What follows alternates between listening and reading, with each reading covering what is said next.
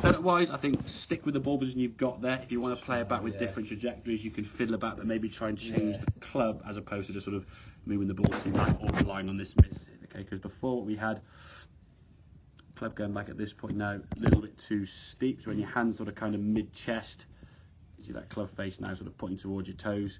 Whereas this one here now, as you go back, keep your posture better, hands at the same sort of spot there, and the club now is a bit more towards the golf ball. So in between either your toes and the golf ball would be ideal with a sort of shot at this position with the club. As the club goes further back, obviously it's going to steepen in terms of perception, but when your hands are kind of sort of mid-chest as they are, we want a different angle with that club. If it's steep at this point now, when it carries on, it's going to look really, really steep as you get back there now, as you can see. So when you come back to the golf ball, the strike we're going to get, as we said, towards that toe. This one here now, as you come back, you can see the strike there, more centred. Okay, just by looking at the shaft there as you come into it, how this shaft, we go sort of through the shaft on the handle there, and sort of through the shaft there. That red line's almost touching the golf ball, whereas this one here now, you can see we've got the shaft there, how it's slightly further left of the golf ball as you look down. Okay, not a lot, but enough to affect the distance that golf ball is going to travel. So when you were towing it, it would come out a lot lower and flatter.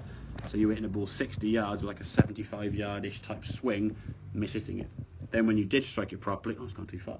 And 15 yards is quite a big miss. That's missing the green long or whatever it may be. Okay, it's not going to be any benefit at your level to try and get that ball in. This sort of distance now, you're looking to try and get that in 2, really. Or at least get it close enough, so worst case you take 3. If you're taking 4 or more from here, it's a real card wrecker, isn't it? So you can try and get that angle a bit more sort of slightly flatter, so we're not sort of dropping down quite so much. Keep the club now on an angle here, a bit more towards the golf ball, keeping your posture rather than dropping and getting the club too steep. Once that club does get steep, like I say, it's then rerouting and you're always adjusting. Every now and then the adjustment doesn't quite pay off and you struck it properly, it was too far.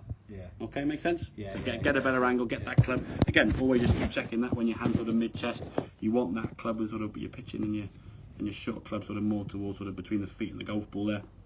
Doesn't want to be going obviously beyond that, so it's coming out here, so be careful to over flatten the club.